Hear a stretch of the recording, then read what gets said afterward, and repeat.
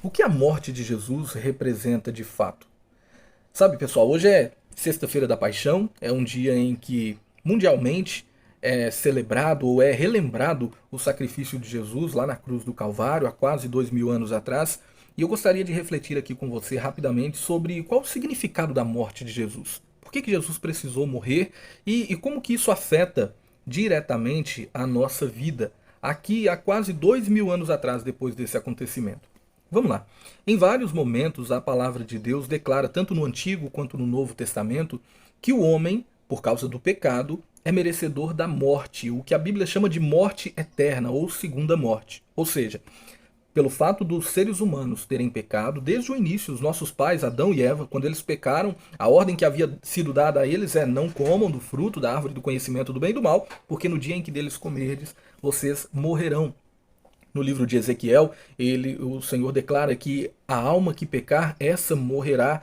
Em Romanos, o apóstolo Paulo diz que o salário do pecado é a morte. Ele também declara que, por causa de um homem, o pecado entrou no mundo e, consequentemente, a morte passou a reinar sobre todos os homens, porque todos pecaram. Ou seja, não há um justo, nem um sequer. A Bíblia declara isso claramente, que nós éramos inimigos de Deus, que nós estávamos mortos em nossos delitos e pecados e, consequentemente, estávamos condenados à morte eterna, à condenação eterna. Mas algo aconteceu que reverteu essa situação, e esse algo é exatamente o sacrifício de Jesus lá na cruz. E por que nós falamos como sacrifício? Por que nós não somente encaramos como uma morte qualquer? Por que a morte de Jesus é especial e não a de outros homens? Sabe por quê? O Antigo Testamento, em todo o Antigo Testamento, está tipificado o sacrifício de Jesus. Como assim? O sacrifício de Jesus é anunciado através de figuras no Antigo Testamento, através do Cordeirinho Pascal, que é comemorado desde o livro do Êxodo, quando o povo de Deus sai ali do Egito. Sabe, o Antigo Testamento está cheio de simbologias, tipologias é o que é tratado na teologia, que é como se o Antigo Testamento, se nos profetas antigos Deus estivesse prefigurando ou anunciando através dos acontecimentos passados o que iria acontecer lá na frente. Quando um exemplo claro disso, numa tipologia para você entender, é quando Abraão é chamado por Deus para que ele sacrifique o seu próprio filho e ofereça-o em holocausto ao Senhor. Nós sabemos que Deus não deixou Abraão ir até as últimas consequências, matar o filho dele ali, mas aquela história conta pra gente algo que iria acontecer lá na frente. Um exemplo: quando Abraão está prestes a matar o próprio filho, Isaac está deitado sobre o altar, Abraão está com um cutelo na mão e ele está prestes a sacrificar o menino, uma voz do céu brada e fala: Abraão, não precisa matar o rapaz, porque você já me provou que me ama. E logo em seguida Abraão então vê que um animal está preso pelos chifres ali em meio aos arbustos, ele pega esse animal, tira Isaac do altar, sacrifica ali aquele animal ao Senhor. Ou seja, uma oferta foi feita ali, e a oferta foi aquele animal que apareceu naquela história.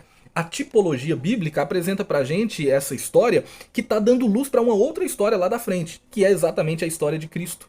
Abraão não precisou sacrificar o filho, mas ali está a representação de que Deus iria sim sacrificar o seu próprio filho.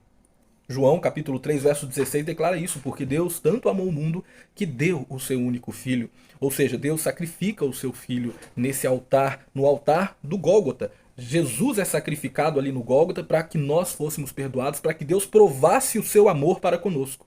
Estão entendendo? Naquela passagem ainda de Abraão, nós podemos aqui, quem sabe, pausar essa cena exatamente no momento em que ele vai sacrificar o menino, e nós podemos aqui começar a dar nomes aos personagens, se você me permite fazer isso através de uma tipologia bíblica. Nós podemos encarar Abraão ali como representando, quem sabe, o próprio Deus. Podemos encarar aquele cutelo, quem sabe, na mão de Abraão, representando a justiça de Deus, quem sabe até mesmo a ira de Deus. E ali, deitado sobre aquele altar, estava Isaac, que, quem sabe, ou quem sabe não, provavelmente representava a mim e a você.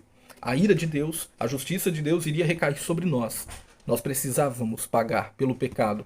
A consequência do pecado é a morte.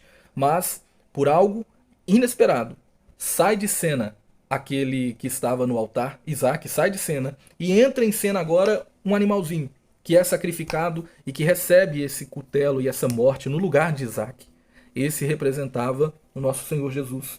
A Bíblia está cheia de tipologias como essa, apresentando Jesus lá na frente. O cordeirinho pascal que era sacrificado para que todos comessem ali no momento em que eles celebravam a Páscoa, apontava para Jesus Cristo. É interessante que quando Jesus vai para ser batizado pelo seu primo João Batista, que chamava todo mundo de raça de víboras, João Batista, ao olhar para Jesus, ele declara: eis aí o Cordeiro de Deus que tira o pecado do mundo.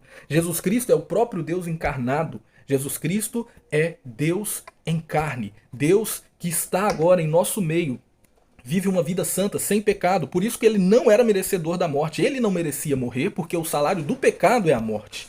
Como Jesus não pecou, nós cremos que ele viveu uma vida santa, uma vida justa. E quando ele vai para a cruz e morre em nosso lugar, e ele tem essa possibilidade agora de resgatar-nos, porque ele viveu uma vida santa, ele não merecia a morte. E ao morrer, é como se esse crédito que ele garante através da sua morte pudesse ser passado a todo aquele que nele crê. Um exemplo claro disso, dessa tipologia de que quem crer em Cristo pode ser salvo, e é só quem crê em Cristo que é salvo, sabe? Nós encontramos, por exemplo, lá no Antigo Testamento. A Bíblia conta uma história quando o povo de Deus estava peregrinando pelo deserto, e eles começam a murmurar, eles começam a reclamar do Senhor, e o Senhor então castiga o seu povo enviando serpentes venenosas para poder morder o seu povo, e muitos deles estavam perecendo ali no deserto. Até que o Senhor então manda Moisés fazer uma serpentinha de bronze, colocar essa serpente na ponta de uma haste e levantá-la no deserto. Todo aquele que havia sido mordido por uma serpente olhasse para aquela serpentinha de bronze, esse era curado. Esse não iria morrer por causa do veneno da serpente. E Jesus, quando está conversando com Nicodemos, no capítulo 3 do Evangelho de João, ele fala exatamente isso. Assim como aquela serpente foi levantada no deserto, é necessário que o Filho do Homem seja também levantado. Jesus foi levantado na cruz, e talvez a gente olhe, mas como assim? Aquela serpentinha, pastor? Você está falando que aquela serpentinha representava Jesus? Sim, representava. Mas a serpente não lembra pecado, a serpente não lembra a serpente lá do Éden e tudo mais? Sim, mas o que melhor para representar o pecado do que uma serpente? E quando nós olhamos para a história de Cristo, quando ele estava na cruz, ele estava levando sobre si o meu e o seu pecado. Ele estava levando o nosso pecado, ele se fez pecado em nosso lugar, é o que a palavra declara. Ou seja, o meu pecado estava sobre Jesus. O pecado de todo aquele que se arrepende, sabe? Independente se é um estuprador, independente se é um ladrão, se é um adúltero, se é... independente do pecado. Quando alguém crê em Cristo, o pecado dessa pessoa estava representado lá em Cristo. Cristo se fez pecado e ele recebeu sobre si a ira de Deus. O que muitas pessoas não entendem é isso. Pessoas acham que Jesus estava pagando um certo preço para Satanás, para que Satanás nos libertasse da prisão em que nós estávamos. Não. Jesus estava pagando um preço a Deus. Ou seja, o nosso pecado ofendeu a Deus. E por termos ofendido a Deus, Deus estava irado com o ser humano e iria condenar todos os seres humanos à morte. Mas o seu próprio filho morre na cruz, recebe a ira de Deus, ele é esmagado pelo Pai ali na cruz e ele recebe a morte, que era minha e que era sua. E quando ele morre e ressuscita ao terceiro dia... olha só, antes de falar da ressurreição, você já se perguntou por que Jesus declara está consumado? Por que ele brada lá na cruz, tetelestai? É porque naquele momento a dívida estava sendo paga. Essa expressão grega tetelestai significa isso. Quando alguém tinha uma dívida e essa dívida era paga, a pessoa então ia lá e carimbava tetelestai, ou seja, está pago, não tem mais essa dívida, já foi paga. Quando alguém era preso e depois de pagar a sua pena na prisão, também era colocado sobre a sua cela tetelestai, ou seja, já foi pago, está consumado. Quando Jesus declara lá na cruz, está consumado, é como se ele estivesse dizendo, sabe, a dívida de todos aqueles que creem em mim, o pecado que todos eles têm, agora está pago, está perdoado. Eles podem agora herdar a vida eterna e a salvação porque eles creram em mim. Assim como a serpentinha foi levantada e quem olhasse para ela era salvo, não morria, assim também Cristo, quando nós olhamos para ele e quando nós entendemos que ele nos substituiu lá na cruz, que nós somos pecadores, que não conseguíamos pagar pelo nosso pecado, que somos incapazes através de nossas obras, através dos nossos atos de justiça, de nos justificar, quando nós cremos que ele nos justificou, nesse momento a salvação acontece. Quando nós cremos que o sacrifício dele foi vicário, que o sacrifício dele foi substitutivo, que o sacrifício perfeito de Jesus foi para levar sobre si a condenação que era minha. para que eu pudesse agora viver eternamente.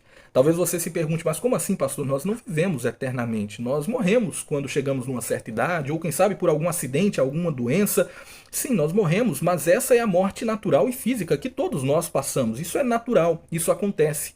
A morte eterna que a Bíblia diz não é meramente a morte do corpo, a morte física. A morte eterna, ela é uma separação constante e eterna da presença daquele que é a vida. Ou seja, quando Jesus Cristo ele morre lá na cruz e ressuscita ao terceiro dia, ele vence a morte. O poder da morte de condenar alguém eternamente à perdição eterna, a estar longe de Deus, longe dessa presença, longe dessa vida, esse poder é quebrado. Jesus vence a morte, por assim dizer, quando ele ressuscita ao terceiro dia. E agora, todo aquele que crê em Jesus, ainda que passe pela morte, como ele declara, ainda que esteja morto, viverá. Quando ele fala ali a respeito de Lázaro, antes de ressuscitar a Lázaro, ele não estava falando meramente de uma ressurreição física, igual a que ele iria fazer com Lázaro.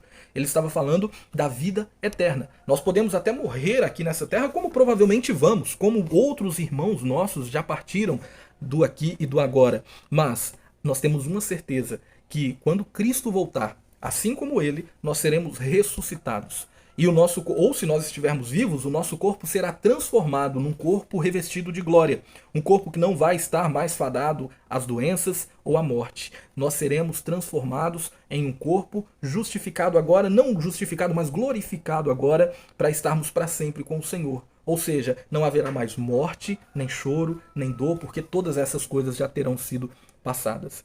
Diante disso, eu deixo aqui para você essa reflexão, que você pense bastante a respeito disso. Será que você entende de fato o que Cristo fez na cruz e a importância disso? Nenhum dos profetas conseguiu nos justificar. Na verdade, todos eles também precisavam de um justificador.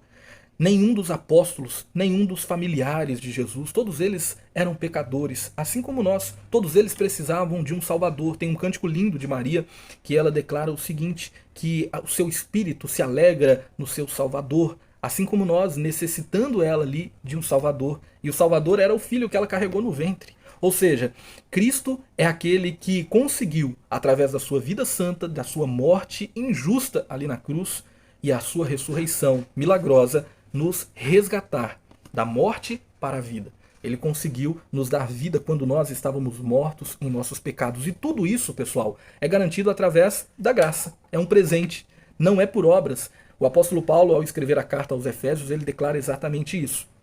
Vocês são salvos pela graça, mediante a fé. E isto não vem de vós, é dom de Deus. Não vem por obras, para que ninguém se glorie. Ou seja, Deus operou a salvação do início ao fim e nos dá isso como um presente, para que quando entendermos e crermos nessa mensagem, crermos que Jesus Cristo nos justifica e Jesus Cristo nos substitui, ao crermos nisso, nós recebamos a vida eterna. Ao crermos nisso, é como se a morte eterna não tivesse mais nenhum poder sobre nós. No momento em que cremos nessa mensagem, é como se a morte, nós estivéssemos sendo transportados do domínio da morte para a vida. Nós estamos agora sob o domínio de Cristo. Nós passamos a viver eternamente. E nada, absolutamente nada, pode nos tirar das mãos de Cristo. O apóstolo Paulo também, escrevendo a carta aos Romanos, ele declara que nem altura, nem profundidade, nem anjos, nem demônios, nem principados, nem potestades, absolutamente nada, nem o agora e nem o porvir, nada pode nos separar do amor de Deus que está em Cristo Jesus. Sendo assim, eu finalizo essa reflexão dizendo para você, você crê nesse sacrifício? Você crê que Jesus te substituiu? Você crê que ele te purifica, que ele te santifica, que ele te justifica lá na cruz? Se você crê nisso, eu fico feliz por você, porque você está na vida eterna. Você está em Cristo Jesus e a morte não tem poder sobre você. Se você ainda não crê, se você ainda não entende essas coisas e talvez por não entender você não pode dizer que crê, eu convido você a compreender melhor. Eu convido você a ler, quem sabe, leia o Novo Testamento, depois leia o Antigo, leia a Palavra de Deus e o Espírito Santo que inspirou essa palavra vai se revelar a você ao ponto de você compreendê-la, ao ponto de você crer. A Bíblia diz que a fé vem pelo ouvir e pelo ouvir a palavra de Deus. Ou seja, quando você compreende a palavra, quando você medita na palavra, a fé vai brotar em seu coração. O Espírito Santo vai iluminar a sua mente para que você compreenda isso também. E quem sabe, no próximo dia de Sexta-feira da Paixão, você também vai estar podendo, assim como eu, se alegrar, sabendo que o sacrifício já foi feito. Na ceia, nós comemoramos isso. O cordeiro já foi morto. Eu não preciso sacrificar mais nada. Você também não precisa. Por quê? Porque o cordeiro já foi morto. E esse cordeiro foi aceito. Diferentemente dos cordeiros do Antigo Testamento, que tinham que ser mortos anualmente, o Cordeiro de Deus foi morto uma única vez por todas. E na ceia nós celebramos isso. Domingo é dia de ceia. E nós estaremos declarando para que todos ouçam: o Cordeiro já foi morto. Quando vocês comem deste pão, quando vocês bebem deste cálice, vocês anunciam a morte do Senhor até que ele venha. Que Deus abençoe a sua vida, um forte abraço e até o nosso próximo vídeo.